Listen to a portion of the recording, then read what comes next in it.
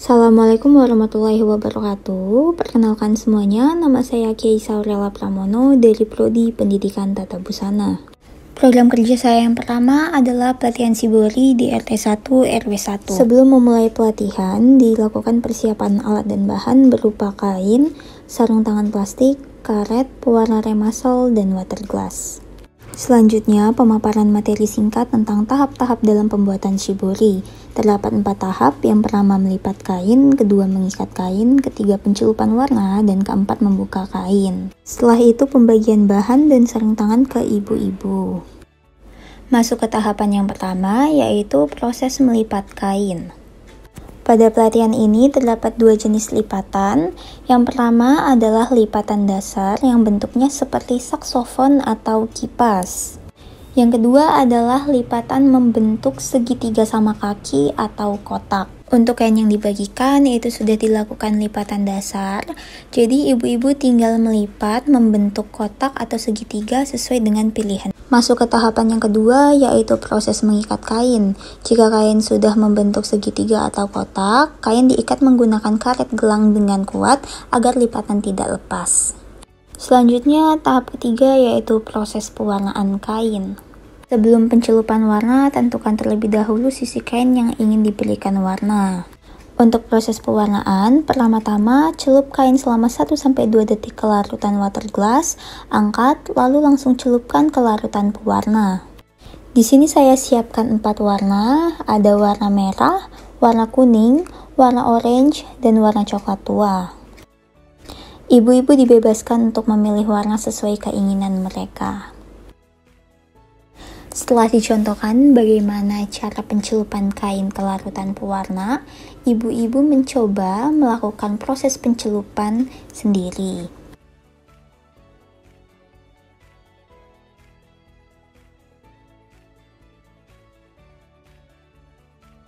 Kain yang sudah dilakukan proses pencelupan warna didiamkan selama kurang lebih 15-20 menit hingga tidak ada tetesan air saat kain diangkat.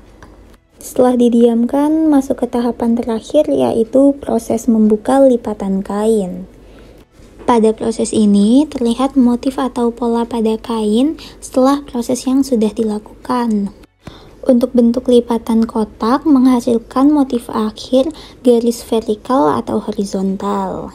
Lalu untuk lipatan bentuk segitiga sama kaki, hasil akhir motifnya berbentuk seperti bunga.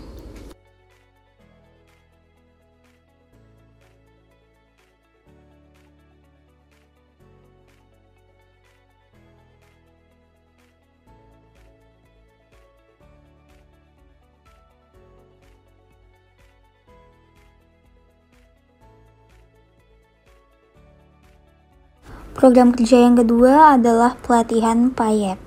Kain yang sudah dilakukan pewarnaan pada pertemuan sebelumnya dihias menggunakan payet pada pertemuan ini. Di sini kami menunjukkan contoh payet yang akan dibuat. Untuk tusuk payet yang digunakan nanti adalah tusuk jelujur dan tusuk piring. Setelah diperlihatkan contoh, kami membagikan alat dan bahan yang dibutuhkan, yaitu kain, jarum, benang, mata nenek, gunting, wadah, dan payet.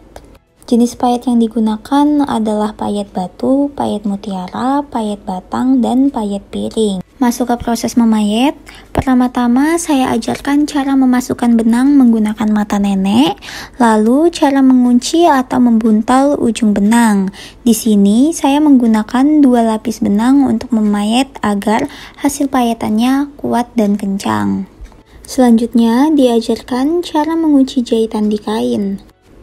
Jika jahitan sudah dikunci dengan kuat, masuk ke cara memayet. Pertama, membuat tusuk jelujur terlebih dahulu menggunakan payet. Payet yang digunakan pada tusuk jelujur adalah payet batu atau payet batang.